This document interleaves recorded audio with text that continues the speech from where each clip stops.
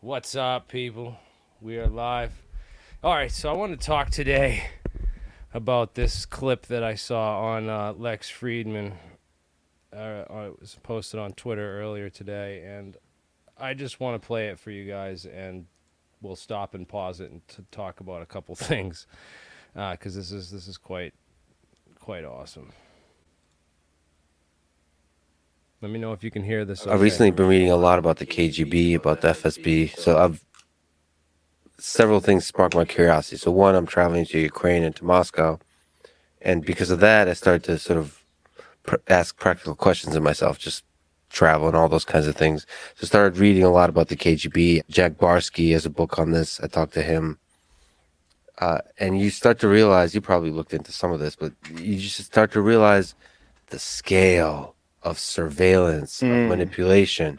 Now, a lot of them also talk about the incompetence of those organizations. The usual bureaucracy creeps in. But the point is, it seems like there's no line they're not willing to cross for the purpose of gathering intelligence, for the purpose of controlling people in order to gather intelligence. Now, this is MI6, FSB. There's not much information about the FSB or the GRU, but the KGB. So we're always like 20 years behind or more on the actual information. And so I started to wonder. So I have not officially been contacted by any intelligence agency, but I started to wonder, well, is there somebody I know that's doing that? Undercover CIA or undercover FSB, undercover anything? You probably do. Have you asked yourself this question? Yeah, for sure. Yeah, people that have been on my podcast. Yeah, for sure. You think there was actual a guest that may have been? 100%. Oh man. I would imagine. Would you know? I have suspicions. Do you care? Is this? I mean, it depends on what they're attempting to do, right? Like if I felt like there was some deception involved and they were trying to use the podcast to manipulate a narrative in a deceptive way to trick people into things, yeah, I would care. But this is exactly those are the kind of things they do. They do plant narratives. Yeah. I mean, I would imagine if you have the number one podcast in the world, that people would want to infiltrate that. Yeah, there's probably meetings in all major intelligence agencies about, okay, what are the large platforms? How do we spread the message? Yeah. Well, I mean, that's the thing that really emerged when we were talking about during my cancellation, that there's there's no objective analysis of this in mainstream media. There's clear narratives that they're trying to push forward to whether it's to promote certain ideas or to diminish the power and reach of people who are mavericks or people who are who aren't connected to a system that you can't compromise. That's where it gets dangerous, right? Where it gets dangerous is when someone has the largest reach but is also completely detached and clearly is independent in the sense of independent thinking, has on whoever he wants. But your mind can still be manipulated. I guess I can. I mean, I guess everybody can be manipulated a certain way. I manipulate my own mind, I'm sure, too. But I also spend a lot of time thinking about what I think. I don't just accept things like the UFO thing. Like I was all in for a while, and now I'm like, man, something smells fishy. Yeah. I'm in it, and then I'm thinking like, why? Here's my problem with the UFO thing. I want it to be real so bad. Yeah. That's my problem with it. I'm such a sucker. I want it to be real so bad, and that's a problem for me because I'm aware of it. And so then I stop and think about like, what is my desire for UFO truth to be exposed? Well, it's because it's fun. That's what it is. So I have a desire for it to be real. And I mean, I've talked to a bunch of folks about this. So those with connection with DOD, and they do draw lines between people that are full of shit and people who are not. There's a lot of people in the public sphere that they say are full of shit. Yeah, for sure. And then you have to kind of tell the difference. Yeah, CNN. Watch them talk. Well, I mean, even yes, You know, I mean, that's true. But I everybody meant knows. on the UFO topic. Oh, the UFO topic. There's certain individuals that are like, okay, they're just like using this. In fact, like people who are not full of shit are often very quiet. Right. Which is why, even Bob Lazar is an interesting story because he was trying to be quiet for the longest time. Well, he was worried about his own life, according to Bob, and that's why he went public with it. And initially, the first videos he did with George Knapp, they hid his identity. Yeah. Yeah. And then he felt like that wasn't enough, and he really needed to expose his own identity just to protect his life, which is a great story. So you got to go, well, that seems so juicy. I want to buy into it. Yeah. And that's where I get nervous. You don't know who to trust in this world. Exactly. How do you figure that out? How do you figure out who to trust in your life? You're Joe Rogan. A lot of people want to be close to you. CIA agents, people that want. I'm friends with former CIA. Yeah. Mike Baker, who's been on my podcast a bunch of times. Allegedly former. Think about that. He's air quotes former. Yeah. Yeah, I don't believe he's former. I'm sure he has some connection to him. I also believe he's a good guy.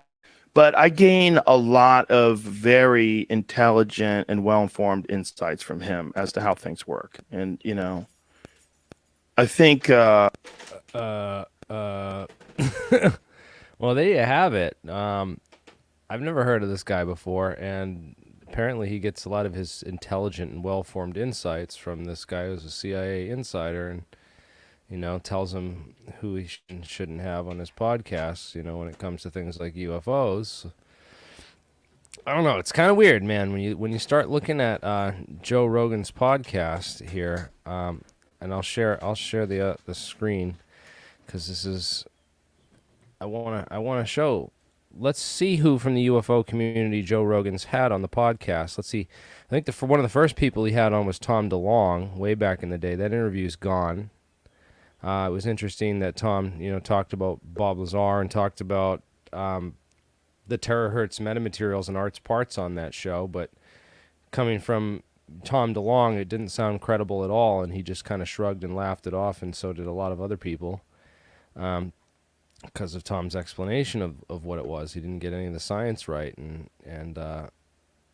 But let's see, Bob Lazar and Jeremy Corbell. George Knapp and Jeremy Corbell. They had Jack Valet and James Fox on, which was actually a great interview. I was really surprised in the interview with Jack Valet and James Fox that they mentioned Battelle by name and talked about where this material would have gone to a metallurgy contractor, the Roswell material, and they actually mentioned Battelle, which I thought was awesome. But then we're back with David Fravor and Jeremy Corbell. And then Travis Walton, of course, and then Bob Bigelow he also had on. So those are the interviews that he's done. Bob Bigelow is deeply connected to George Knapp and all this. He owned Skinwalker Ranch before the other guy bought it, and it was where a lot of this stuff is connected. The OSAP and ATIP stuff is connected to that Skinwalker Ranch stuff and Bigelow Aerospace, which was a contractor that did a lot of the scientific research for the UAP, Pentagon UAP study. So really, a lot of the core are the same people, and it's just strange, that one name keeps popping up with all these UFO people that were on the show, and it's like if you were gonna, try to spot the intelligence handler for the intelligence community who's been, influencing Joe to, come to his most recent conclusion that, I was super into UFOs, but now something smells fishy. Of course, something smells fishy. Look who you've been having on your show and on your podcast to talk to, with regards to the subject. Duh. Who's telling you that to have those people on, and why? Because I know my people have reached out to you. I know people in your who connected to people in your inner circle, and I've had them contact, and I know that you've been at least shown that, hey, there's some guy out there that knows a lot more about Bob Lazar than you do, and a lot more about Bob Lazar than Jeremy Corbell and his Bob Lazar and his what appears to be a, I don't know why he can't just appear by himself, and why, Corbell's got to get on Joe Rogan 3 times. It's kind of interesting if you want to identify and look at who the handlers are behind the scenes in the CIA. I mean, he names the guy straight out. That's quite interesting. CIA agents, FSB agents. Let me reshare the audio, and we got some guests coming on.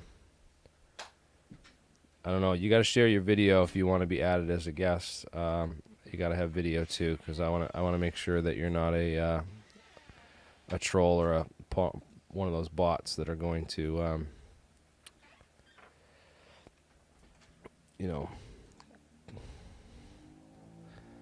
I did post the link if anyone wants to join. So yeah, let's listen to this again.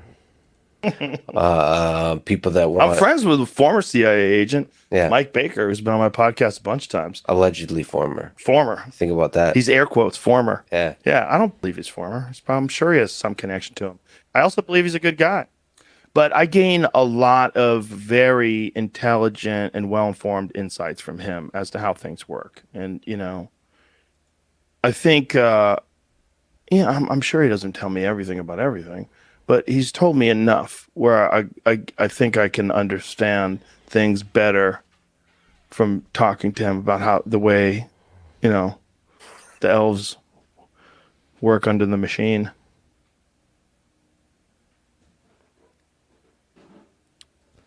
The elves working under the machine, huh? My sick. Right? Like, if I felt like there was some deception involved and they were trying to use the podcast to manipulate a narrative in a deceptive way to trick people into things, yeah, I would care. Yeah, I would care. Well, how about, hey, Tyler, let's How's it going? hey, just shut down. I have to mute your mic for a second. You got to close the window with the podcast playing and just have the StreamYard open. Otherwise, you're going to have some serious echo. So, yeah, these, the criminal alphabet groups have done tons of horrible things. I know some people that work for them are probably good people. But, as soon as you get that other window closed, Tyler, you can unmute. But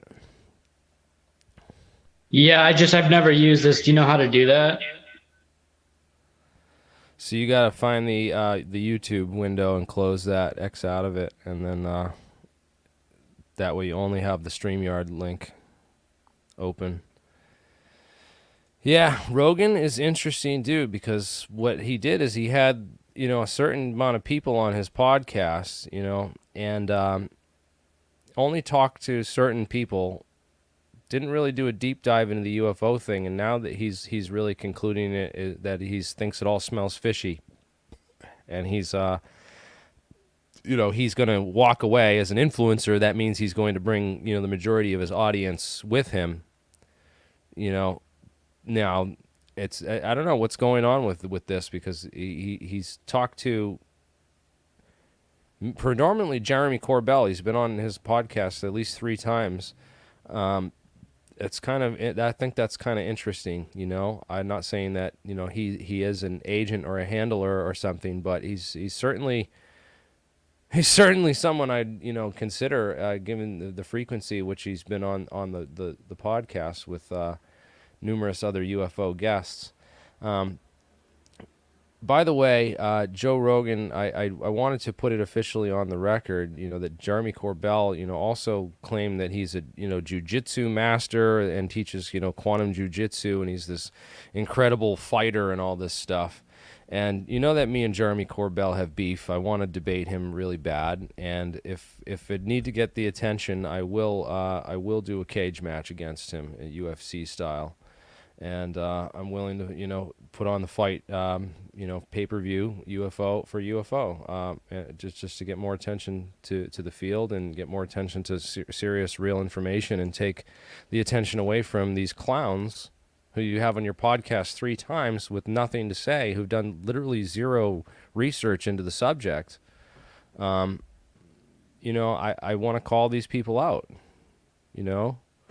and that's what I want to do here. I'm here to call out Jeremy Corbell. I've made posts about this on Twitter, and Joe Rogan hosts a lot of these debates. He hosts a lot of fights and stuff like that, and I don't think he's a real black belt. I don't think he has any kind of fighting or quantum jujitsu. My ass, dude. Like, I want to fight this dude. He's tried to get my channel deleted. He almost got my channel deleted completely off of YouTube. He's blocked me. He talks all kinds of crap about me, but yet won't name me by name. And anytime someone mentions me, he'll say, "Oh, there's people out there." He won't ever talk about me, and says that I'm just a troll. Dude, I'm just, I don't know. This is Jeremy Corbell I'm talking about, the guy who's literally been on Joe Rogan. Joe Rogan talks about, UFOs, the whole thing smells fishy, and I wonder if I've had CIA handlers, on my show that have kind of misled me down, rabbit holes with the wrong information. Well, Jeremy Corbell's been on his show 3 times with George Knapp, Bob Lazar, and with David Fravor. So I want to debate this guy. He won't give me the chance. He's taken over the airwaves, dominated them with absolute bunk and disinformation that's given Mick West and a field day to go on a debunking spree, disproving all this nonsense that Jeremy Corbell is putting foot forward for the UFO community as the best evidence we have. It's not the best evidence we have. This guy doesn't know a goddamn thing about the subject, and he shouldn't be trusted. Absolutely not. You want to look for a handler, man. Like, I don't know. I'm not saying he is a handler, but he certainly fits the profile. And UFC would love to have 2 UFO Jeremys go at it head to head. I think that would be an awesome thing. It would get a lot of attention, and I think I'd make this liar fraud look like the fool he is. Tattoos, beard, and all.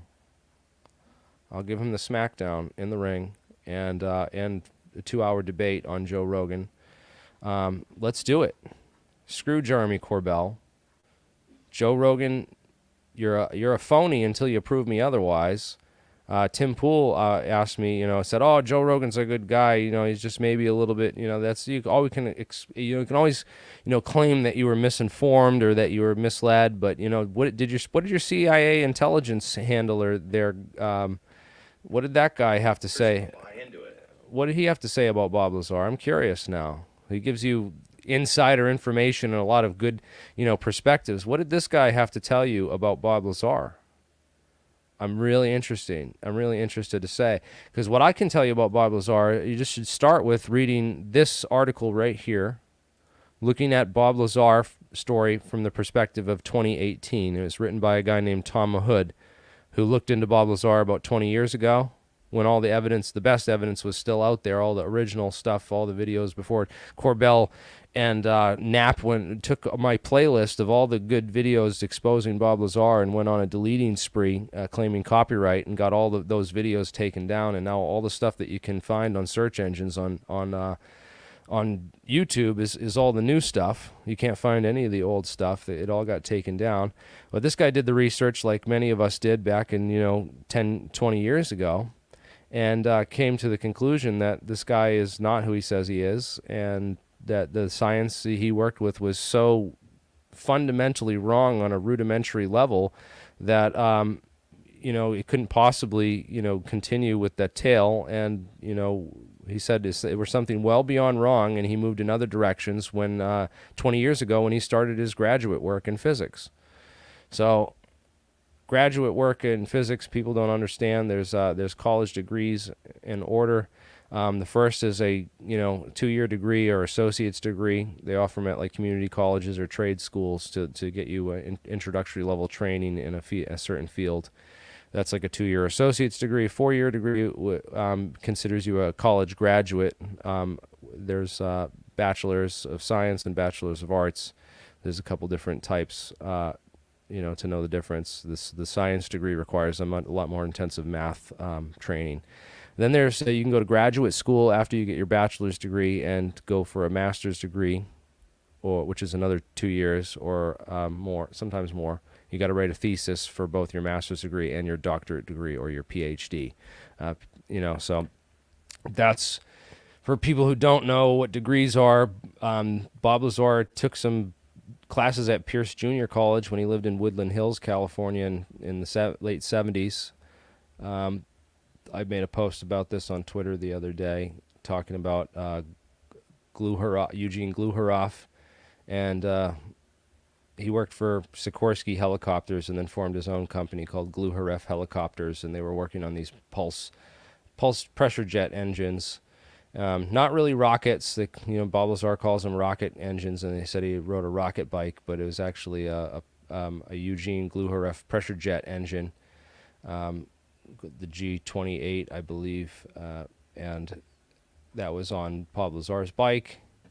It's all covered in this article too, looking at it from the perspectives. If you go down, you can, read the electronics technicians. They were looking for them in Albuquerque, New Mexico at Kirkmeyer Corporation. That's where Bob Lazar got the job. We've talked to numerous people who've worked at Kirkmeyer alongside Bob, got interviews with them. Not everyone will go on record, but we definitely did the research and the footwork to track all this down and confirm what parts of the story we could and really dig through it. But the core point is that the element 115 thing that Bob Lazar disclosed is it's not how anti-gravity works. It's not even close to what the real programs and the real physics has been working on. Bob Lazar did not have degrees from MIT or Caltech. He's not a real physicist, does not have the requisite background, and his science is super fundamentally wrong on the most basic level. So that's part of, the Bob Lazar story is key, because Bob Lazar was sold to Joe Rogan as a legit, physicist and whistleblower, and sent him down a rabbit hole of which now he believes that maybe we didn't really retrieve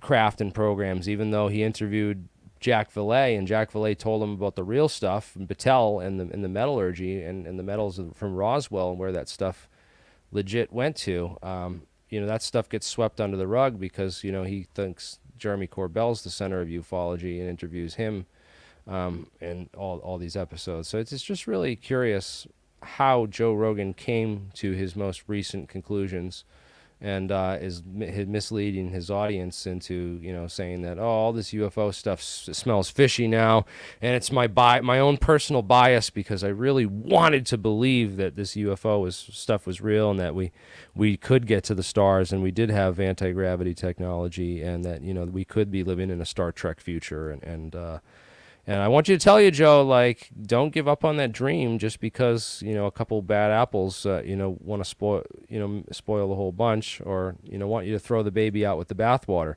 This is the technique, and it's an intelligence technique, and it's been deployed against numerous people, and it's being deployed actively against you, and you're not even aware of it.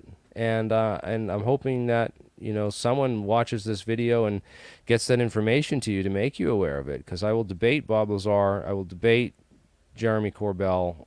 We will talk real physics. I will show you what a real physicist looks like. This is Bernard Hayes. He's a PhD from who worked at Caltech. He didn't have his PhD from Caltech, but he is a professor there, and did some classified work in the late 90s for Lockheed Martin Skunk Works on inertial cancellation. And there's a number of papers here dating to that era, which you can go and find, declassified, unclassified, and you can read. The problem is that most people don't read, and most people don't have the aptitude or the background to even understand half of the concepts or equations in these papers. So what possible need is there to hide this stuff? All you need to do, the best way to hide this stuff is to, put out all the fake people and have fake, physicists with their, potential handlers on your show, and put out loads and loads of disinformation about element 115 and a base called Papoose at Papoose Lake. S4 is a real base. Site 4 was actually 2 top secret facilities back in the time that Bob Lazar's story came out. There's never been a facility at Papoose Lake. We can find no records of it, and there was one map which called the area, Site 4 in that area. But the 2 places we did identify as Site 4 was one was at Tonopah Test Range, and there's interviews with people who worked out at Area 51 confirming that the people that went to Site 4 went to the north from the base. So if you go to Papoose Lake was to the south. Tonopah Test Range is actually to the northwest of Area 51, which is where there was a Site 4 building, which was the ECCM technology building, or electronic countermeasures building, where basically it was the anti enemy radar facility where they would try to spoof or defeat enemy radar stuff. So there was a real Site 4. It was at Tonopah. Numerous people have confirmed it, including T.D. Barnes, former special projects manager at Area 51, who I interviewed on this channel, and a number of other Area 51 employees. So there was also a Boeing hangar at Plant 42, where they built the B-2 stealth bombers. Which was called Site 4. So the B-2 Spirit had another cousin that was more top secret called the Stealth Technology Bomber, which utilized some Biefeld-Brown effect technology on the exhaust stream that was declassified in 2008, but talked about in other military aerospace magazines in a couple of years before that as well. It was leaked out through other sources. But there was another cousin to the B-2 Spirit that had this this classified, I don't know if you could call it anti-gravity mechanism, but it certainly was anti-rate. It was, they said it was anti-stealth, which it was. You charge the exhaust stream of the and the leading wing edge, and it changes the radar absorption capabilities for the craft, so it does change the radar signature of the craft by doing this. But it also apparently the charging the leading edge of the wing reduces the weight of the craft by like 40 a considerable amount. So it's hard for this thing to fly in certain circumstances without this drive enabled, and it was apparently a classified part of this. And I think there were 2 different crafts. Some of them actually didn't have this in it, so that they, only certain ones had this capability. It was sort of hidden. But anyways, this is interesting stuff. You look up the Biefeld-Brown effect and what all the research that was done at Bonson Labs and such into electrogravitics. It's some interesting stuff, but it's nothing compared to the work that's being done lately. And, you can get into that, we have other videos getting into that. But I want to talk more about, Joe Rogan and some of the other things. Because I mentioned before, there's been other topics that he's covered where he's, interviewed a host of really sketchy, experts, and then used those interviews to conclude that, the subject was fishy, and that he didn't want to dig further into the subject because it just seemed too silly or ridiculous, or it just seemed like it had been debunked, and that he wanted to move on. So there was there's been a number of other subjects where I've seen this happen with Joe, and he's in a good position where he can easily just claim that hey, I was just, I'm just unsure, and, I'm just going with, the guests that I have and the experts that I talk to, and I had no idea that, other experts exist out there. And he even talks about this, that there could be he says, I forget where they say it, but they said it in the interview at some point, maybe right in the middle, about, there could be people out there that have the real information, but they just don't talk, or maybe they're being actively silenced or suppressed so that we don't hear their voice. Well, hello, I'm right here, being actively suppressed. I was on Tim Pool. but I only got there because I knew Ian Crossland, and he got me there through that connection. So I didn't get there because I have all these promotionalists and other people like really pushing my channel. It's not what goes on here. Yeah, a couple more interesting things. The Bob Lazar story I've looked into extensively. I encourage people to read, the Bob Lazar timeline and the perspective of 2018, both by Tom Mahood on theotherhand.org website. Great resource. It'll help show you about some real, get you down the right path of real DARPA anti-gravity research and programs, and how I started finding the real stuff, how I found out about, the Podkletnov, the Ning Lee stuff, all the research that's, really been done behind the scenes, where it all gets picked up and started, like at these STAFE conferences and other things. The STAFE conference, STIF, Section F, was a Section F of the STAFE conference. It doesn't exist anymore, but that was like one of the big conferences back in the day, where DARPA picked up tons of contracts related to anti-gravity research that they pursued. They're just as interested in trying to figure this stuff and crack the code as the rest of us, and I'm sure they are open to lots of things. It's interesting. A lot of this stuff started under, a lot of this stuff was going on openly in the 1950s, and it went classified and dark in 1954, which is 4 years before NASA was created. And I think a lot of it went into a secret space program that kind of started before NASA. And then a lot of this stuff reemerged in the Star Wars SDI program in the 1980s. So, there's a lot of interesting connections that we found digging through the real data on anti-gravity. And,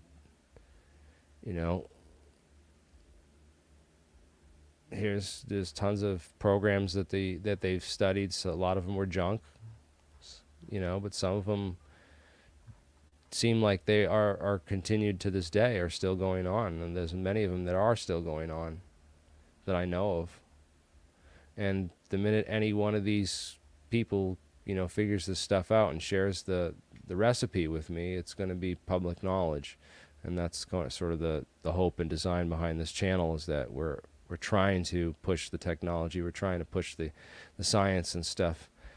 Also want to talk quick about cold fusion. There are, someone's claimed that, Bob Lazar didn't really graduate from MIT, but he did actually attend classes at MIT. And I pointed out that I attended some classes at MIT in 2013, which actually are open to the public. They have these IAP courses in January, usually in like the start of the second semester in the year. Early January, they offer like 2 weeks of these IAP courses, and I took an IAP course on cold fusion there, and I filmed it and posted it and shared it all. So that was 10 years ago almost now, and people can go check that out if they want to learn.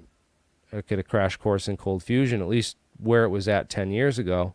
So I recently reached out to Mitchell Schwartz. I should reach out to Dr. Hagelstein as well, and I'm going to do that probably after this stream.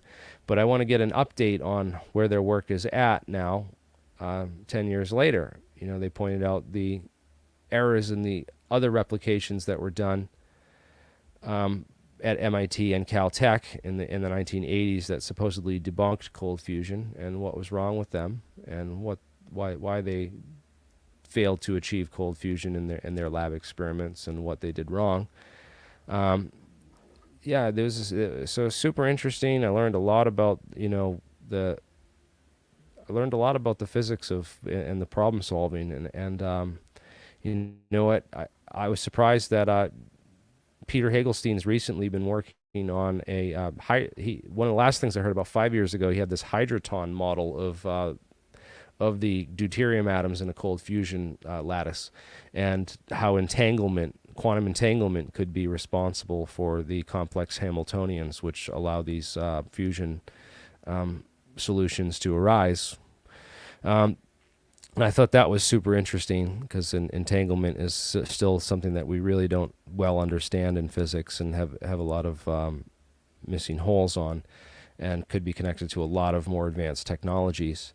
And also Mitchell Schwartz of Jet Energy responded back that, you know, he had published a paper in 2000. I'm still trying to get the paper from him because I haven't seen it. I haven't been able to look it up or find anything on it. Let me know if you guys can find it. But apparently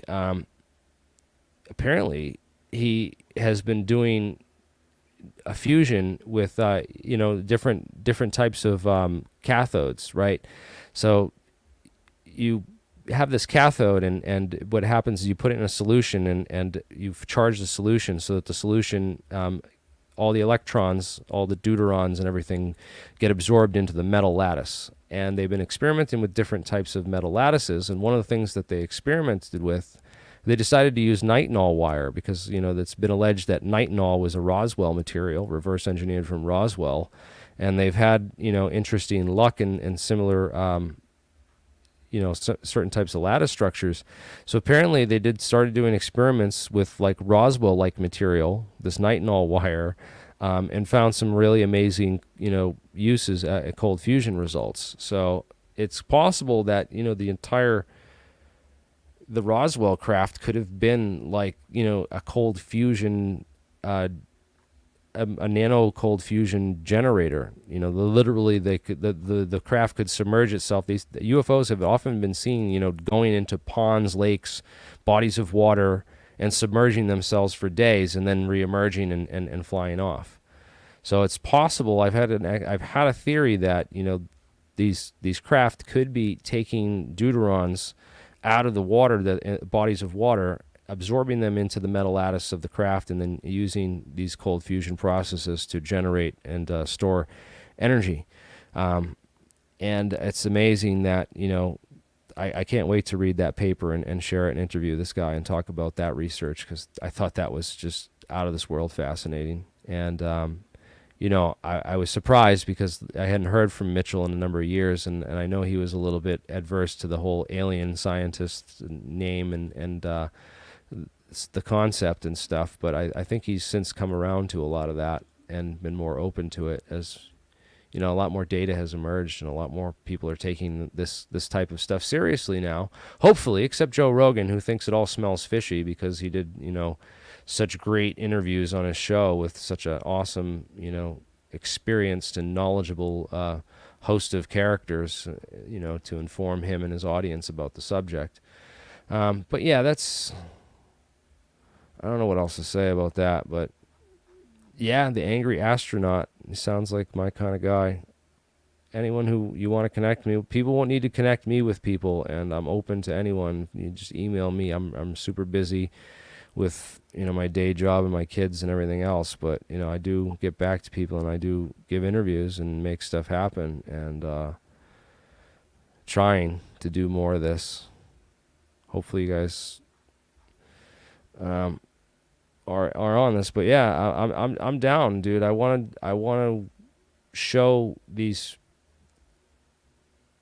people I think are handlers for who they are. I want to show them who really knows what they're talking about when it comes to this subject, and who's really just doing wide-eyed wonder and bullcrap that's just being eaten up by people like Mick West and uses to just completely trash the topic and all the great scientific research and scientists, and all that's getting swept under the rug. People hear Bob Lazar, they hear and they think that that's, you know, the literally the extent of, you know, or maybe they don't. There's some people that really think that, oh, Bob Lazar is just scratching the surface and there's got to be other programs, there's got to be other stuff, and they think that Bob Lazar was real. And that's fine if you want to believe that he's real and, you know, and want to pursue your research into the story further. Don't take my word for it. I'm just trying to save you guys time, because I've already been down this rabbit hole for like 20 years, and it's just a waste of time. So I'll try to give you guys the best resources on it, try to put like the best information together that's hard to find now.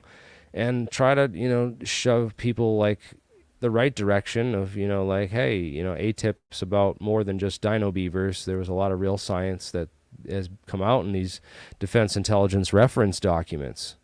We have metamaterials, metallic glass, thin films and coatings, glass forming alloys, casting and molding, fracture toughness, fatigue, metallic glass matrix composites, a whole list of studies that were done or used in the bibliographies or cited as examples. These are scientists who, in these bibliographies, who could be doing classified work actively in relation to these subjects.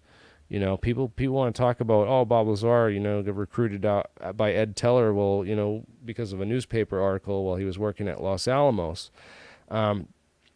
They don't recruit people who are in the newspaper. They don't want people that are in the newspaper. They don't want people that are well known. They recruit the quiet nerd who's at a university studying a weird subject, who's just got his thing and started a company with his buddy, and they have a good idea. And these guys that start these companies up right out of college, and then they get bought up or bought out and given Air Force contracts, and suddenly they're 5 years later they're a huge company doing all kinds of crazy work, classified for military and stuff. And that's how these companies start up, and a lot of the big research these days is not actually under Lockheed Martin. That 20 years ago maybe that was being done and stuff, but that was like the last of those studies that were done under the big companies. In the last 20 years, they went back to like what Battelle had was, and they've done a lot more of these private companies working on small closeted specific technologies, where it's just like a guy and his buddy out of college who start this company, and then they take off, and it becomes and I don't want to name these companies that I know of several. There's probably some right in your backyard that you don't even know of. They're just like, you'll think it's just some machining shop or something that makes parts, and oh, by God, they build classified stuff there. So that's how it really works in the real world and gets picked up. The Bob Lazar story is fascinating. It's awesome. It's cool. It's what got me into all this. But at the end of the day, there's no science there. There's no meat and potatoes. And if you want to learn real physics, then you've got to graduate from this stuff. And if you want to get real information, you need to have real physics. And just talk to the scientists. Surprised you guys, didn't get into more detail on this. I have to watch the full episode, but honestly, it's cool. But yeah, 200 in the chat. This is awesome. Let's open it up to some question Q&A, and anyone has anything to say. Corbell wants to come on here and jump in and defend himself and say, hey, I don't work for these alphabet gangs. I didn't sell my soul to the devil. I just got on Joe Rogan 3 times naturally because I'm just such an awesome guy. They wanted to have me on. Yeah. Yeah, I know, dude. They do, though. It's just... Anyone wants to join, I'm pretty much going to start shutting this down here soon because I don't know. But yeah, analog inertia. These... quantized inertia and Mike McCulloch's work, super awesome. I might be going to a conference with him coming up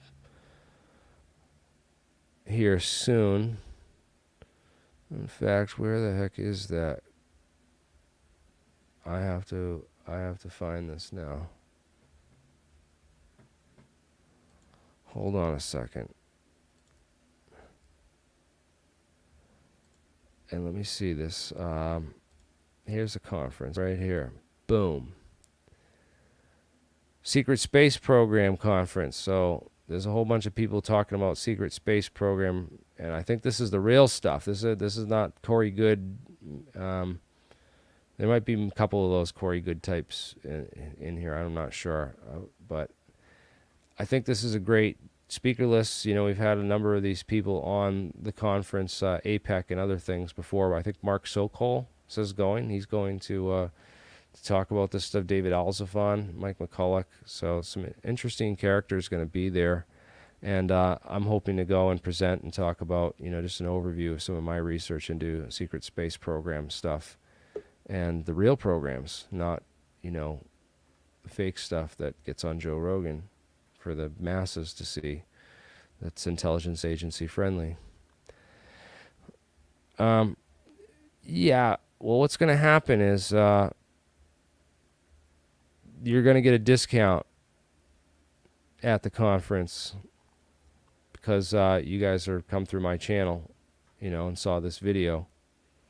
I'm trying to work it out with Paolo. I got to talk to him. He's going to call me at some point, but I'm going to try to work it out so people who say, hey, I'm here for alien scientists, get a discount to come to the conference, and that way, you get a chance to come and meet up with us and hang out, and And I'm also, this doesn't mean, this is in September too, by the way. So this is September 16th to 17th. So this is after the Tesla Tech conference. So Tesla Tech,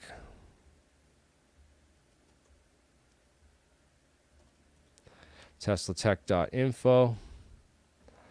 Tesla Tech is August 10th to the 14th. So that's still going on. You can still pre-register today. You might be able to get a discount for if you mention that I brought you in.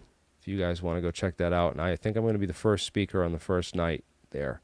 So I have that conference ready to go. Talk about some secret space program stuff, some of my experience talking to real Area 51 employees that got me into this, and some of my research into the technologies that they disclosed and talked about. Yeah, man, I don't know. Should I end the stream or keep it going and bring that up? Because that was a great clip too. I gotta go find some of that. I really wish I I really should go through it and make timestamps though, because that's like a whole nother Eric Weinstein. Yeah, this was pretty interesting, pretty revealing, but I don't know. Mick West is an interesting guy, but he's wrong about a lot of stuff, and he's biased he's admittedly biased the opposite way direction. Like Joe Rogan says, he wants to believe this stuff. A lot of Mick West is like he really does not want to believe this stuff and wants it to be bunk. So, but he certainly follows my work, and he's interested in what we're doing, and if because I always like to point out, Mick, all your skeptics, you'd change your mind, right? If we were to, tomorrow come out with one of the scientists that, in one of the labs that we talked to, it comes to me tomorrow and shows me how to build anti-gravity, and we put them on the show and we show people how to do this, right?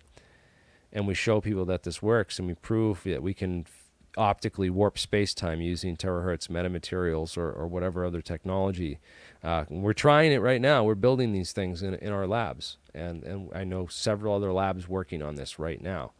So I want to know, Mick West and those Mick Westies, like, what happens when we show this stuff and demonstrate it working? And then Michio Kaku kind of, he put his foot in his mouth on that interview that he gave on was it Joe Rogan? Or people were talking about that too. There was a whole article on that. Embarrassing stance on UFOs, right? So on Real Clear Science, they had a whole article on his embarrassing stance on UFOs because he shifted the proof, and he used some bad arguments. He basically said, now the burden of proof shifted to the Pentagon, that they have to prove these aren't extraterrestrial. And no, they don't. They just have to try to identify what they are. And it's kind of bad. He did some bad things, but I think that maybe he's doing this as a soft disclosure. I'm thinking that maybe because Kaku, you remember that Michio Kaku 20 years ago, and thank you for the 20-pound super chat, mate. That was much appreciated. Rockets do work in a vacuum. They absolutely do. Get your facts straight. But Michio Kaku, 20 years ago, he did a thing for the Discovery Channel on, what if we had recovered a UFO at Roswell, and how would the technology and the physics of this thing operate? And he talked about inertial cancellation. He talked about, invisibility cloaks. But he didn't mention, any of the physics of the real experiments or the researchers or the scientists who actually, publish papers on this stuff like we get into on this show, like the metamaterial. He didn't even mention metamaterials or the actual, materials that you use to create invisibility cloaks or any of the research that's been done into them. Just kind of said, oh, well, what if we had, Jules Verne, wrote The Invisible Man and blah, blah, blah, it's 100 years ago, but, and we dreamed about these things, and they could be possible in the future, but no, they're possible right now, and they're being worked on in our top secret programs. There's tons of this. There's like $23 trillion missing, or something, 30 trillion missing from the budget right now, and we don't know where that money went. But I'm telling you, it's probably went into developing a lot of these technologies, and we probably already have a lot of this stuff. I've heard they're making stealth tanks and stealth aircraft now, next generation stealth drones and stuff. Man, it's.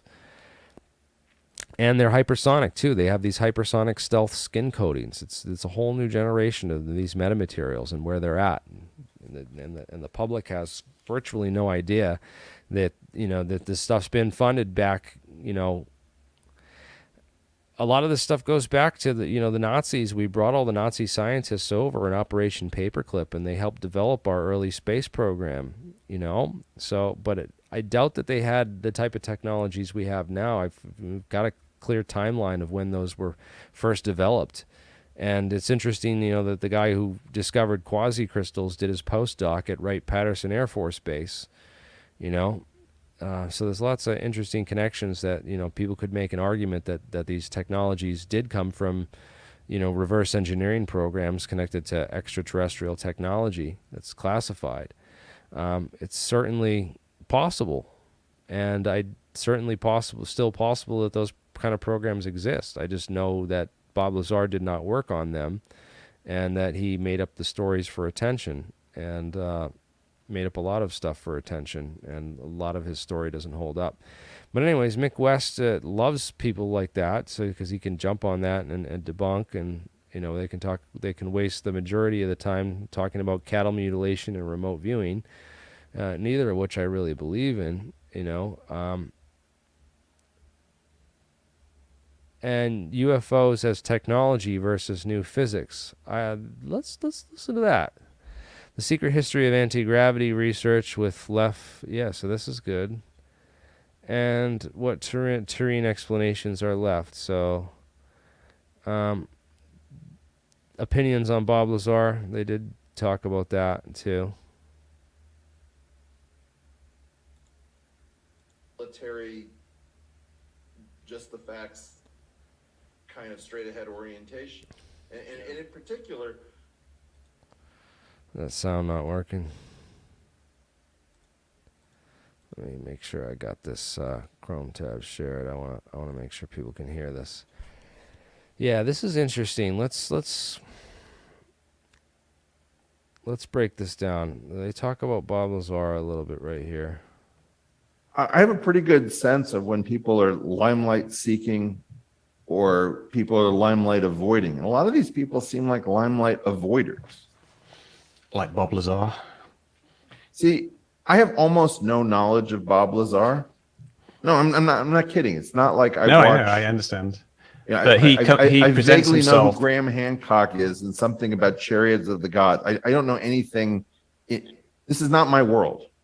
No, Bob Lazar is, I guess, a divisive figure in the UFO community, and a lot of people just think he's a fraud, including me. But he presents himself as very much limelight avoiding.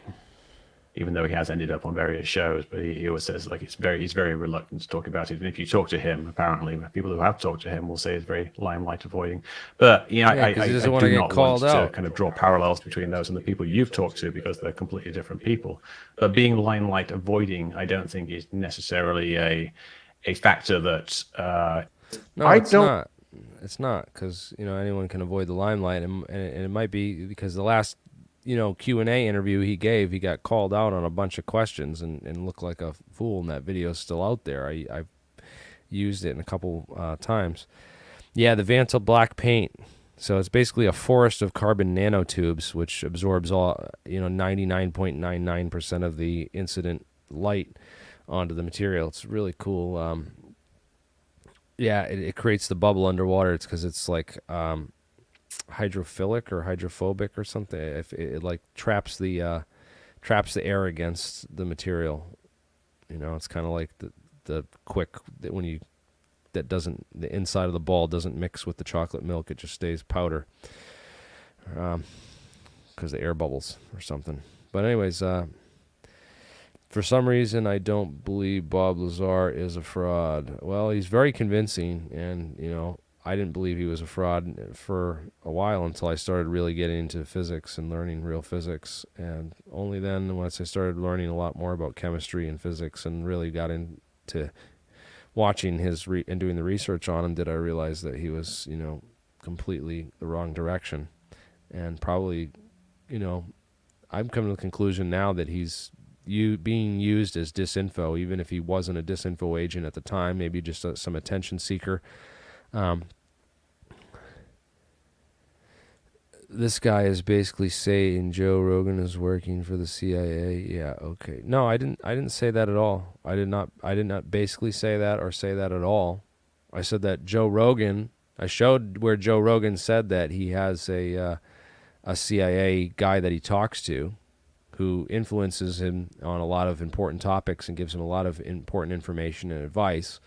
And I pointed out, who might be a handler, because especially with regard to the UFO topic, because there's a certain character who's been on his show numerous times feeding him absolute crap information and appearing like he's a handler for a lot of the UFO guests that Joe Rogan has had on his podcasts. So that's very suspicious. Yeah, I did not say that anything like that, and I'm not basically saying any of that. So pay attention. And I think Bob Lazar is for real, but Jeremy Corbell is just off. Something is not right about that guy. He gives me the heebie-jeebies. Well, I think Bob's much more composed. He's practiced. He's like an actor who's practiced his lines and is, so used to repeating the same old story that he can just rattle it off, Oh, dude, $51. Thank you, brother. That is awesome. I appreciate that super chat. That is awesome. Yeah, I think that Bob, the reason that he comes off so good is that, he's an actor and he's just rehearsing his lines for the story, So it's really just become script for him at this point. But let's get into this. I want to hear what they have to say about I don't the want physics. that window stigmatized anymore. It's like, it's enough. Sure. Well, I think with the technology versus science question, I'm kind of in the why not both camp. New science is great, and new technology would indicate new science, but new technology is also an implementation of that understanding of those scientific principles, which in itself would be useful and interesting. It should be clear about why I'm saying it this way. There's a general tilt away from science towards technology. And there are two hijacked conversations. One is that every time we end up talking about this, it goes to the technology discussion because markets have been hot and science, in particular physics, has been kind of stagnant for a long time. And that means that people inadvertently start thinking about new technology from old science if we don't actually keep talking about science. The other thing is that Elon has more or less taken a an imperative, which is that humans figure out whether we can stop sharing one planet and one atmosphere in order to diversify our risk, and turned it into a conversation about SpaceX and Mars. And in both cases, what we're doing is we're taking away from a very real conversation, which is we've got a potential, situation with a dictator who's invaded a neighboring country as if the 20th century had never happened in Europe, of all places, right next to Article 5 territory. This is extremely dangerous. And if human beings don't take the message from COVID and from Putin in Ukraine, that we better try to figure out whether we can spread out, because anything like an airborne respiratory virus or radiation can cover the planet very quickly, we're in trouble. So it's very important to me to prop the window open to, is it possible to leave this place? And the chief reason that we are unlikely to be able to leave this place, and thus we are likely to die in relatively short order due to our technological prowess and our lack of wisdom, is the Einsteinian limit on travel. Now, it's very hard to prop that window open because people have frozen Einstein in and Elon in.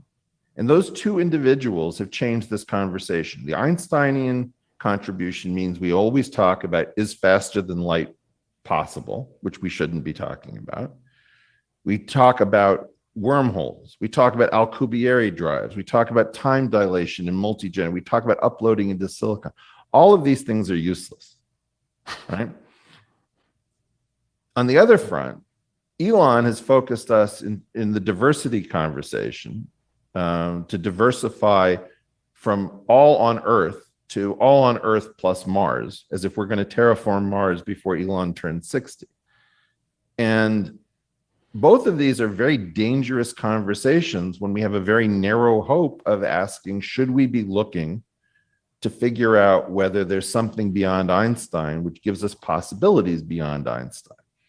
So this is one of the reasons I'm most interested in the Overton window here, which is, if Einstein's restrictions persist to the ultimate theory, we're in a lot of trouble. It means we're probably not going anywhere, and our only hope is to stabilize this planet, which I don't see much hope in doing given how powerful we've become.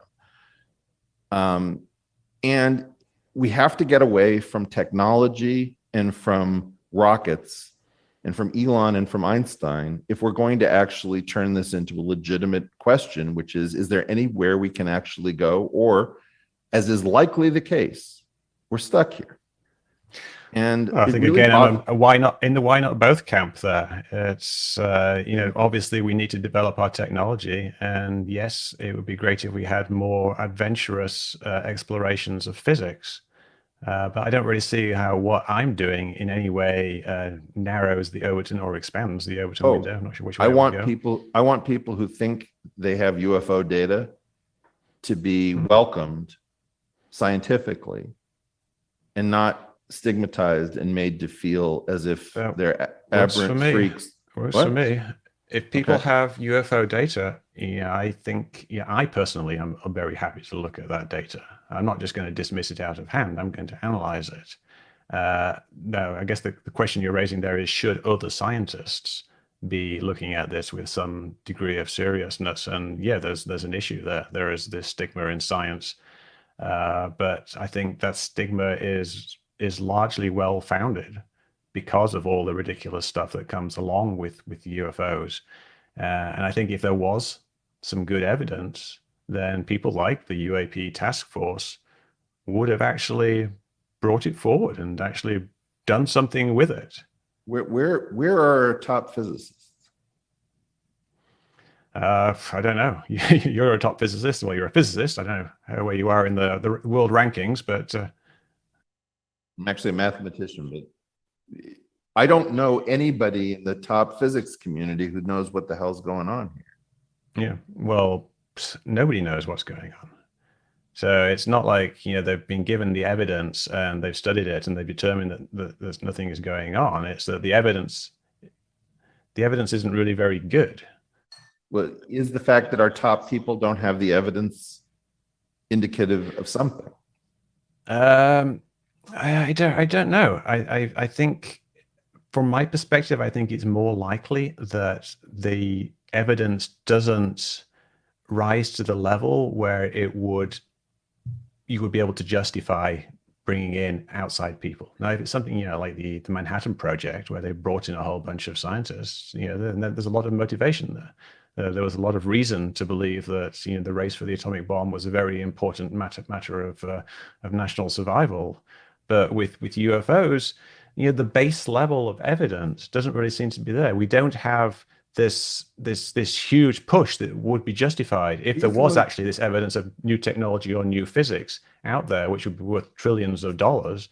Instead, we get these stupid little programs with $22 million. Well, it doesn't make any sense. It seems like they might even not really be, they almost might be decoys for relatively small amounts of money. Are you familiar with the history that brought in the great topologist Solomon Lefschetz and Bryce DeWitt and Peter Higgs and Lewis Witten together, where there were two very weird efforts, one nakedly anti-gravity by a guy named Babson. No, I'm not really familiar with that, but I've heard you talk about it before, the kind of this secret gravity research. Yeah. So there was a very weird thing whereby in the 1950s, there was, like, if you look at Feynman's popular books, he talks, there's a story called Any Questions, where he gets a black eye in a bar that was frequented by bookies and prostitutes. Yeah, I read it. What he's actually talking about is that he was going to Buffalo from Cornell to an aerospace company to deliver lectures. And there's this weird confluence between aerospace, what's known as the golden age of general relativity, and all of these top scientists that's never made a whit of sense, which almost certainly seems like there was some sort of program run through a couple of individuals named Babson and Bainson, which is extremely confusing, to bring a small cadre of leading scientists to discuss something that sounds like anti-gravity in the guise of discussing general relativity anew. Right. And I would dearly like to know what that program actually was. Yeah. And I would like more of us to be talking openly, because we know, for example, that Solomon Lefschetz was affiliated with this crazy gravity research foundation. Is there a bunch of classified documents about that people have been trying to get, or is there just nothing there? Because it seems to me like David Kaiser at MIT, the physicist and historian, would probably be the best person to answer that. I've never gotten at this, nor have I put in the time or the energy. I've just noted that for some reason, suddenly in the 1950s, general relativity, which had been asleep since the late teens, wakes up.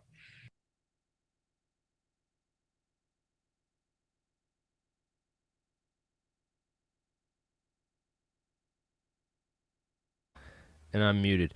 David Kaiser is a super interesting guy. We're going to have to do some reading into his papers and portfolio.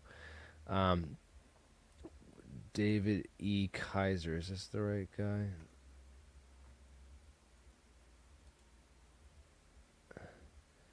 MIT Physics. Yeah, no, this is the guy. David I. Kaiser, Professor of Physics. Let me...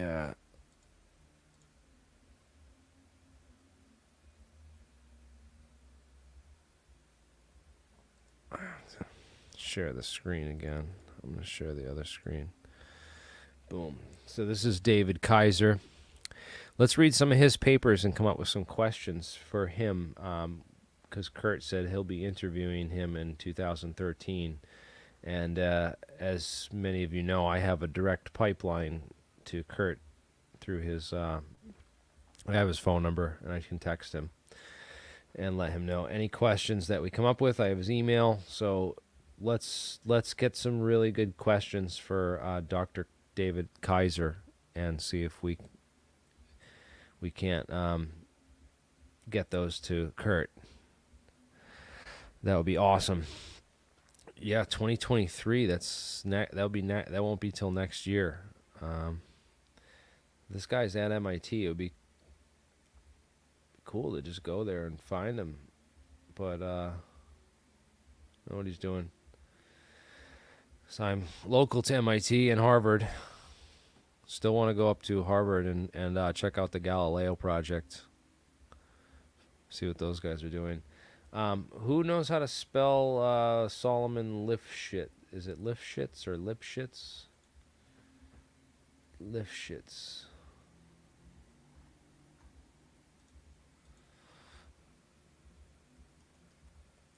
I've never heard of that guy before, but he sounds super interesting. Let's listen to this some more.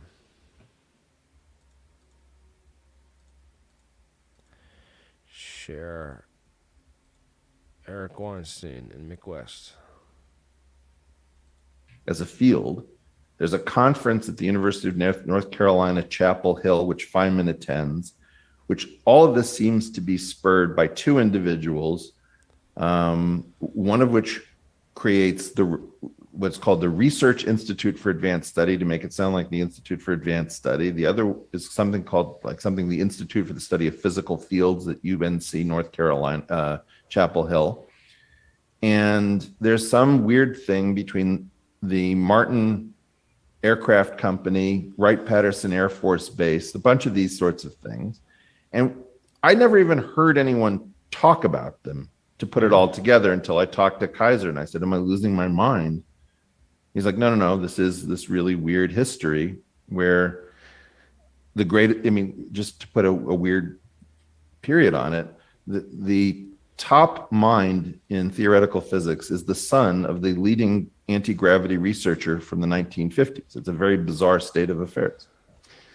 I guess you got to try to think what might have actually happened there. And from my perspective, it kind of, the most likely hypothesis, I'm just floating this out there, is that there was a research program into something that was quite extraordinary, but it didn't pan out. In the same way that Project Stargate was a research program into remote viewing. This is obviously a bit more hard science, but it was something they thought, oh, the Russians are going to be looking into this type of thing. We too should form a working group, maybe two working groups, and try to figure out if we can figure out what they figured out. And they look into it, but the same way that Stargate, nothing happened, nothing happens there. But it's classified, stays classified, and it's a mystery. I mean, no technology that we know of is anti-gravity. Nothing apparently came from it, unless there's this weird parallel track of science that is going on. Anti-gravity may be a head fake, which means that it's really just post-space-time physics. It's now become very fashionable in theoretical physics to say that space-time is the problem and that it's doomed as a concept, and that what we're looking for is the successor to Einstein's sort of fabric for reality. It may be that anti-gravity is a really bad name for something to make it sound junky, but what we're really talking about, and particularly the presence of Lefschetz, is very interesting here. That what we may be discussing is a post-Riemannian or pseudo-Riemannian understanding of space-time, just a geometric replacement. Yeah, and I heard you talk on Brian Keating's show about how you thought that might be kind of related to UFOs in a way, and that whatever the UFOs are kind of represents someone who has access to that higher level understanding that's above space-time. Yeah. Or it could be that it's all nonsense and it's all disinformation. I mean, look, I'm very open-minded about this. I was in a discussion with Sam Harris not too long ago, and he said that one of the characteristics that he had noticed that differentiate us is that he tends to be very closed on the way in relative to my openness on the way in, but that he notes that I don't tend to slide all the way down the slippery slope to say, yeah, it's definitely aliens. And what I'm trying to do is really to keep that possibility open, that what we're talking about is we're talking about a science program, not a technology program, not a defense program, that has technological and military and security implications. See, Yeah, I'm all for keeping everything on the table, and this Yeah. is part of my general philosophy of investigations. I'm glad to hear that. Is that I would keep, like, some kind of advanced technology, new physics, or aliens, or even things like say the simulation hypothesis. Perhaps these things are a glitch in the matrix. It's a possibility. Okay, It but doesn't that- seem like there's any good evidence for it, but it's something that, why not consider that? Why not have all these things in the mix? Because if you're closing off various things, you might close off things by accident. Okay, so look, there are minor branches of the decision tree that I find so remote as to say that I really don't want to spend time on it. But what I'm You don't asking, spend time on it, what? but you keep it around. Well, I guess what I'm asking is, do you see any banal branches of this decision tree that are still alive? I mean, Yeah. Well, I Oh, yeah? mean, I think that there's a very big branch of the decision tree that does not involve, extraordinary flying craft. I think there's a large possibility. more. There's a large possibility that all the UFO encounters have essentially, simple explanations. And in those simple explanations, I would include things like experimental aircraft by the US government, and perhaps occasionally experimental aircraft by other governments. But the vast majority are going to be things like airborne clutter, people misidentifying things, people having hallucinations from stress, like fighter pilots who have been in the air for a real long time, things like that. And I think that is definitely the avenue of this decision tree of what things might be that I go down. And I think it's likely to be a decision tree that has very many leaves. That's probably not the right way of putting it, because it's still like you end up at one leaf, but you don't. There's all these different things. You're going to end up at a branch that has lots of leaves. And all of these things are contributing to what we actually see. People see things that are optical illusions, like this triangle thing, like a DC-8 looks exactly like a triangle because it has a light on each wingtip. All right. Now we're getting way off topic, and he's getting into the green bokeh and, all the stuff that he can debunk easily, and leaving behind, some of the physics and the core stuff. So I want to get back to that and talk about that. And focus on that. Let's open up another window over here. I'm trying to find this. I know I have a copy of it somewhere. Actually, I know I got one on the database, and I'm going to search right in here for it. Rencontres. I think this is it.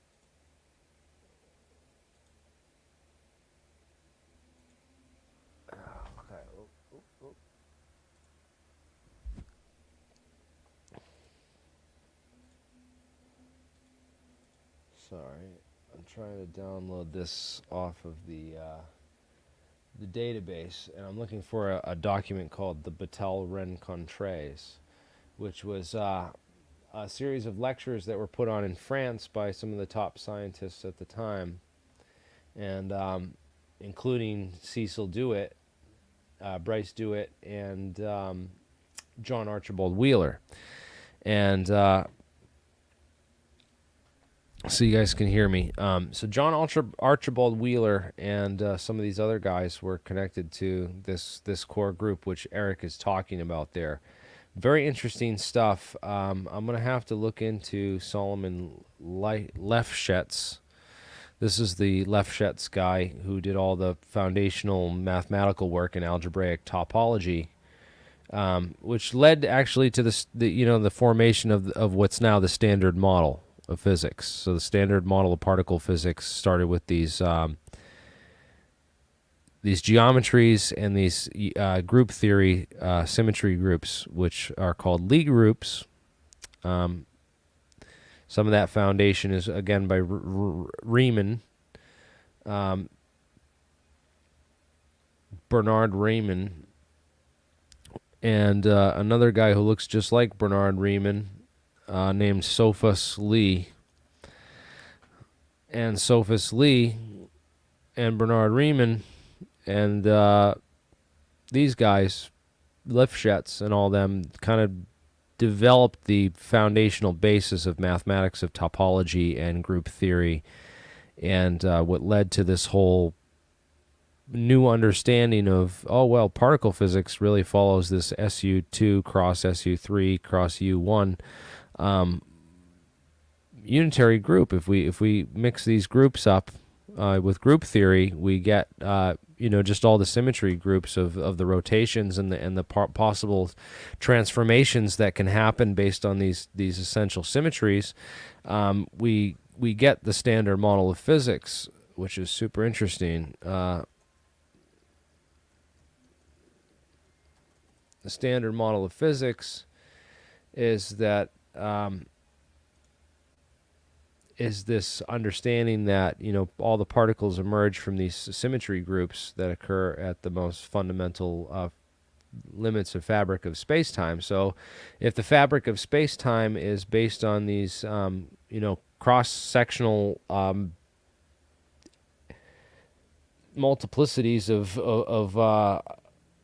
of these fundamental groups, then it's possible that there is some sort of hypergeometrical explanation for space-time, and that space-time or Einsteinian relativity, as we understand it, which is what they describe, limits our ability to travel faster than the speed of light, and all these things that keep us trapped here and prevent us from going interstellar. All that Einsteinian physics could actually be a construct of a more complex hypergeometry or geometric unity, as you know. That's why I think that Eric. A lot of people point out that Eric's boss there, Peter Thiel at Thiel Capital. Peter Thiel attended the. Attended the Bilderberg Group meetings. So he attended those Bilderberg Group meetings, and people have been saying, "Oh, Eric's one of the bad guys," and I got a couple of people in the chat bad-mouthing Eric. But so far, Eric's been really on our side with the UFO, the UFO subject, and he's done a lot of great work, talking down the skeptics and trying to destroy the stigma. Especially confronting, Mick West here that we just watched on this show. I don't know how people can really still sit here and talk crap about Eric after the way he just shut down Mick West on this very simple issue of technology. That Mick West, he even straight up was forced to admit, it's like, hey. And that's why I'm at the position that I'm at, because the skeptics can't really say jack shit about the work that me and or Falcon Labs or Mike McCulloch or David Perez or any of these other groups like Jeremiah's group, any of the other groups are that I know of out there are doing with regards to just pure experimentation and trying to build the physics and trying to understand the science behind this stuff. There's nothing they can really say about that, other than, good luck, and we'll wait for your results, because we're doing the real legwork and the real hard work and taking this, because right now we have this belief that we know everything about the universe, man. It's pretty crazy, dude.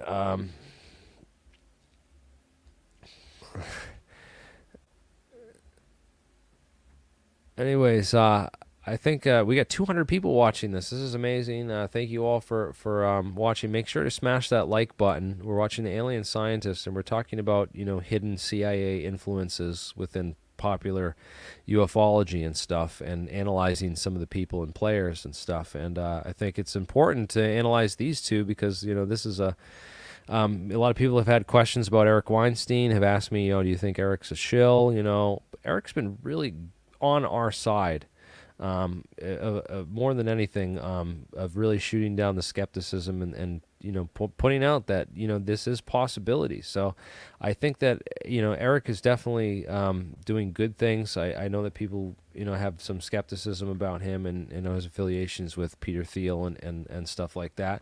I don't know anything about that or what goes on there. All I can comment on everything he's said so far on the UFOs and stuff. And I'm sure that lots of people who make lots of money and are involved in a lot of financial interests and stuff that sometimes can spiderweb into these control networks and control platforms for certain people. And it's definitely something to be concerned of and aware of, that people that are involved in big financial institutions can often be influenced through those institutions and those people and players. So it's not wrong for people to point that out or say that. But as far as Eric's stance on UFOs and everything he's revealed so far, about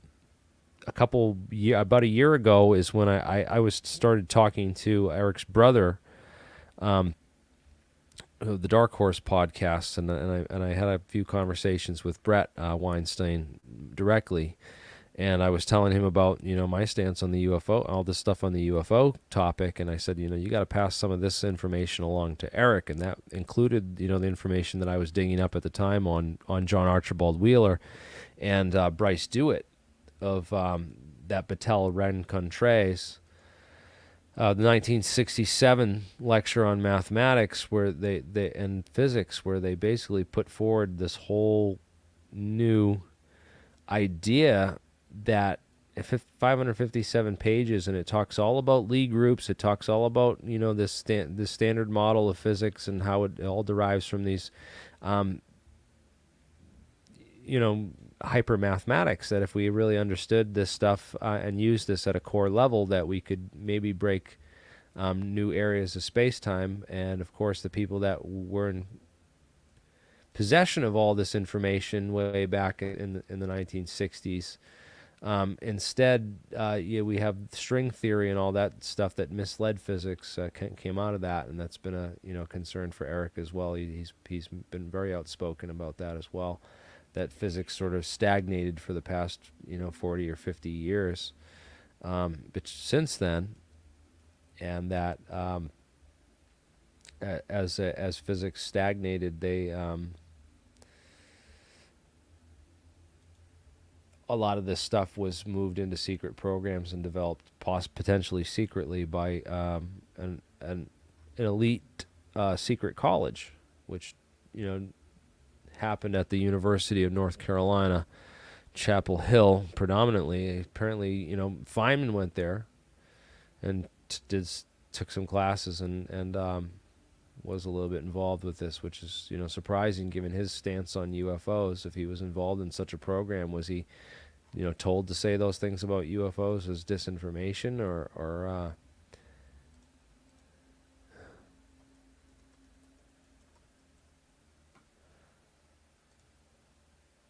Yeah, unc.edu is University of North Carolina at Chapel Hill. And Diane Walsh Pasulka wrote a book about this, American Cosmic, and talks about a lot of this stuff, that there was a secret college, and a number of top physicists were involved in this way back in the day. But it all originates from this, these theories of these mathematicians, way back in the day, and and even some of the more modern mathematicians that have a different understanding of the physics and the math, like Louis Kaufman with his knot theory. Very interesting guy. Has a whole derivation for quantum physics based on entanglement and knots, where the whole universe is just topology, and it's all a 2D manifold too, which is real interesting. So that all we need are these 2D metamaterials, and with these 2D metamaterials, we can basically tap into this hypergeometric fabric reality of space-time and do amazing things with warping the fabric of space-time, even connecting 2 points in space-time, It could be done with teleportation and other things. Could be with knotted photons. Yes, not exactly knotted photons and entanglement to a another place in space, so that you can literally, really interesting physics, really different new interpretations and understandings of physics, which go beyond, current theories and current models, to the core of physics. Because if you can get a model of particle physics which works better than the standard model and explains some of the whole and can really pull relativity, find out how to pull relativity out of all that, and then you could generate some 2D materials that could potentially warp space-time and alter that relativity. And that's some really cool physics to talk about. And it's sad that, Mick West is, a real smart guy, but he's not quite at that level where he's able to talk about that at any capacity, which is why he really moves on from the subject of UAP physics and advanced science straight to, Boca and all the bunk that's out there, the Jeremy Corbell stuff about what, explanations we have left for, UFOs in general, because, UFOs have to be, that's the same thing, right? We're talking about, not flying saucers, but UFOs, that Stan Friedman didn't even like the term UFOs. He refused to use the term UFOs. He wanted everybody to call them flying saucers, because he wanted people to realize that they were real advanced technology craft that we just didn't understand the physics for yet. And yeah. Oh yeah, that was on Eric had a recorded exchange on the Michael J. Michaels channel or whatever. I had reached out to that guy months ago, but haven't heard back from him. But he interviewed both Hal Puthoff and Eric Weinstein in another. That was a good interview as well. But that's all the physics stuff that they talked about, and I thought that was super interesting. Real great that Eric mentioned a couple keys there about the physics, including some links to some guys that I didn't know before, and we'll have to really dig into, and that especially this David Kaiser fellow who's going to be interviewed on Kurt Jamungal. This is great because Kurt gets these interviews with all these guys that are not ready to talk to people like me, maybe in a couple years, after Kurt breaks them in and we give them the questions, a list of questions that will adequately pop their cherry. You know what's crazy about Kurt, though, man, is that Kurt always tells me, he's like, oh, send me these questions. And I send him pages of questions for his guests. And then he always says, oh, well, I only had time to ask him certain questions, and that, you had too many, like, really detailed and deep technical questions, and that I'm going to save those for the next time I interview this person and part two, like he did with Salvatore Pais. He did a part one. He's like, oh, we're going to have a part two, and I'm going to ask him more detailed questions from your list. And then part two, I don't know. It never comes, man. It's like, really, Kurt? What's going on, dude? Like, why you gotta tell me that you're gonna do a part two with these people and go into deep detail when I gave you all the deep detail for part one, and there's never a part two. There's no part two. What's going on? So, yeah, I don't know. Anyways, sorry to call you out publicly on that, Kurt, but it's just needs to be said, because the best of Jeremy. I could do a whole thing on the questions that my friends and colleagues have come up with for these people, these physicists and these scientists that come on.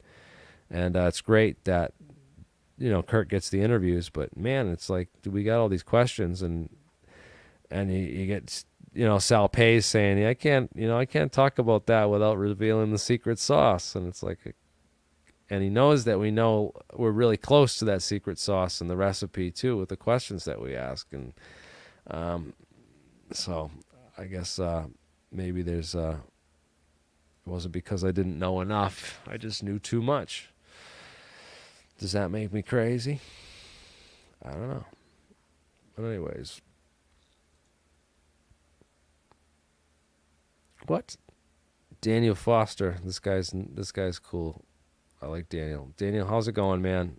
I'm glad to see you're still out there kicking. That they haven't shut you down yet, man. Yeah, softball questions do get us nowhere. We need need more real questions. But anyways, this was a great cattle mutilations and changing his mind. Anyways, that was the best part of the interview. Is the the stuff that we care about is the technical stuff, and Eric's into a lot of that stuff. Really cool. Really cool new.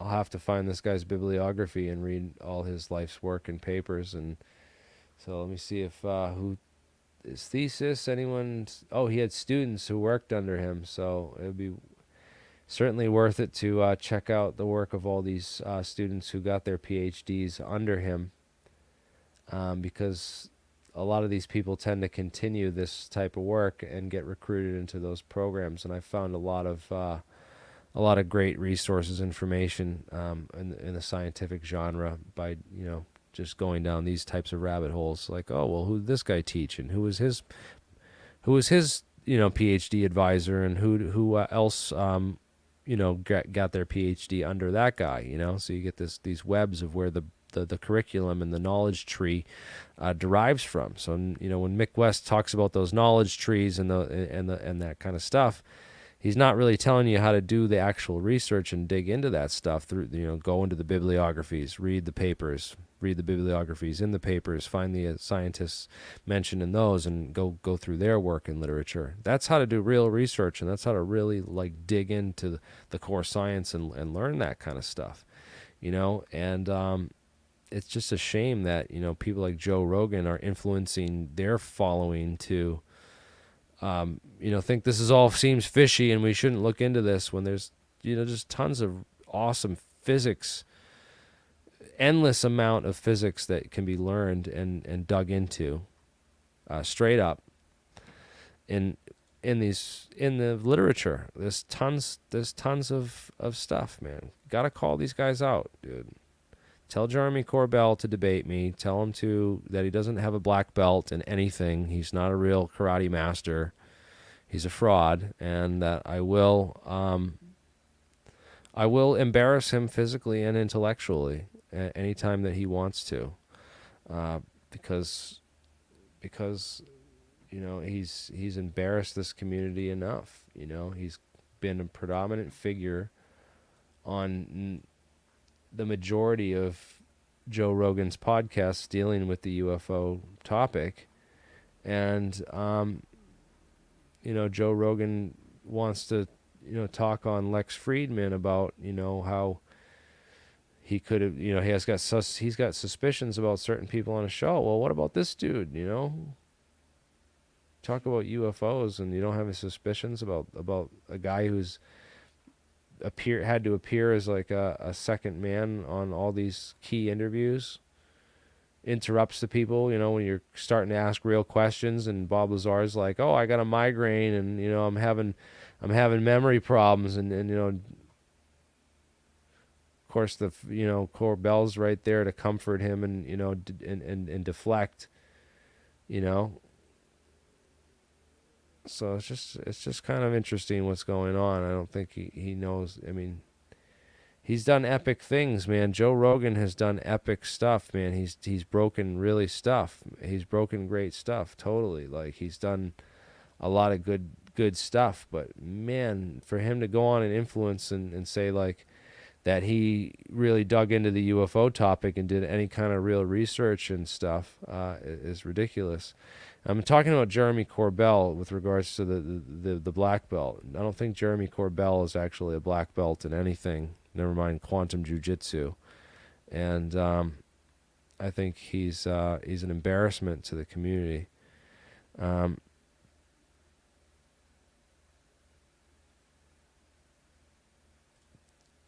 What? He paid your dad $5,000?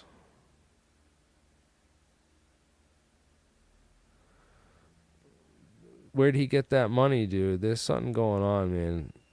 I don't know what's going on with I have a bad feeling about. I know you like Jeremy Corbell, man. You think he's cool, but I want to debate the dude.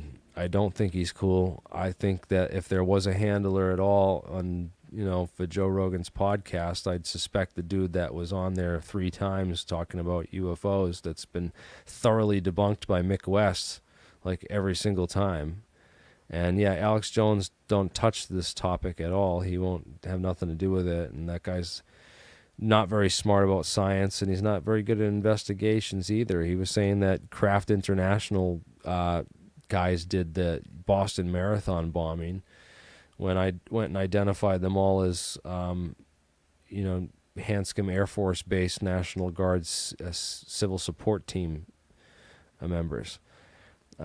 Through my investigation, and I found their pictures and everything, and he was saying they were connected to the Saudi royal family and linking all these other people that look kind of like them up, but I found their real pictures and everything, man. Alex Jones is not a good researcher, and he's not a good, source of information, so, yeah, he's probably loaded with money now, dude, and I wonder where he, what's going on. Maybe he did give your dad $5,000, and because Steve Bassett told him.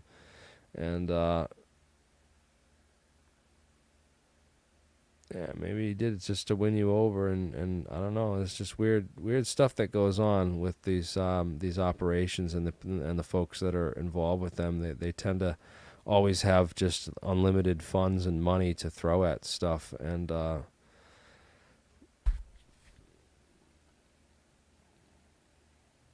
yeah, I don't know, man, but I have my own beef with Jeremy Corbell, and he can handle it with me anytime he wants. Come on my show, unblock me on Twitter. Not like talking crap. I don't sit there and, insult. I just want to talk facts and serious information and real science and real physics. And if he's too afraid to do that, then, he'll just show people he can continue to be afraid and show people that. But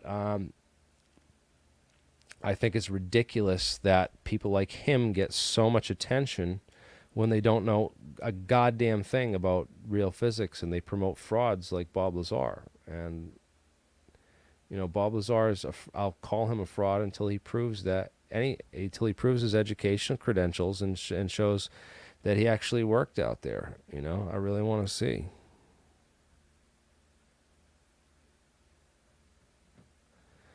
Oh, so he promised you a movie. He gave your dad $5,000, but there's more to the story, that he promised you a movie and he never delivered on it. Yeah, man, he's a big show buff, dude. He's all talk. That's crazy. Yeah, interesting stuff. But yeah, there's lots of problems I have with Bob Lazar. The thing about Bob Lazar is the whole thing started with a guy named Otis T. Carr, and he built the first, he built like UFOs back in the day, and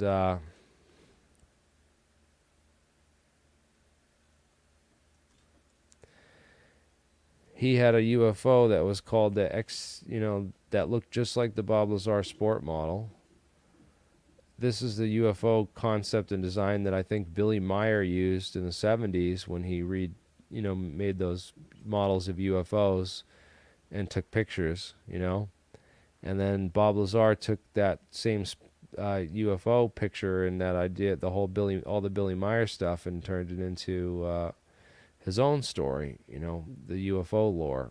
I think he got a lot of that, he admits that he worked as a photo processor in Las Vegas for Gene Huff, and that Gene Huff did a free appraisal on John Lear's house in exchange for all the Billy Meyer tapes and all the Billy Meyer stuff. And that when he got a hold of that UFO file, that he basically used all that information to craft. He saw all the money signs, and when he saw George Knapp bringing John Lear on, and decided to, make up the story that he was working out at Area 51 and as a propulsion physicist, and take little bits and pieces of information he knew from working at, Los Alamos, like this thing about S4 and the base, and some of these other little tidbits of information to craft the whole story together. And that's what I think happened, in conjunction with a whole bunch of other stuff, because really complicated story once you get into Bob Lazar's timeline and the whole history and everything that was going on in his life at the time he came out with that. Just not the kind of guy that, you know, was going through a divorce, the death of his ex-wife. He was going through also a whole bunch of other stuff with the bankruptcies and owing all kinds of money, and that's where he left off. And the FBI raided his lab looking for information on a guy that murdered his wife using thallium, and that was much more believable because they've been raided many times for selling regulated or hard to get chemicals that are dangerous, including fireworks and explosives making materials, so, and meth lab glass equipment and stuff like that. So yeah, not making that up. You can go look through the history on it, United Nuclear and everything. It's all there. And yeah, I just want to I'll leave it off at that that these CIA agents work in mysterious ways. They'll promote themselves as people that really know what they're talking about and have the information, and then they'll come and deliver a bunch of bull crap and lead you in a whole wrong direction, and you'll have no idea. And it's important that we question everything. Joe Rogan used to question everything, and I don't know what happened. But now he only questions certain things that are friendly to CIA agenda, it seems. It just, if it hurts, if it's questioning the CIA or it exposes them or hurts their agenda, I don't know if he asks those questions anymore, man. He used to talk all kinds of crap about the CIA and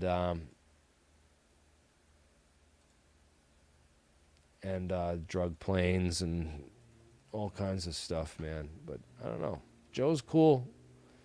He's just being misled, man. I don't think that he's working for the CIA.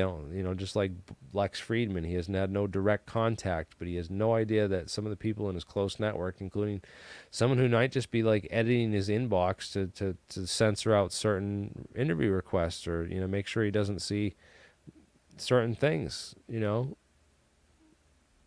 don't know. It just seems like there's other ways that they could influence these types of people.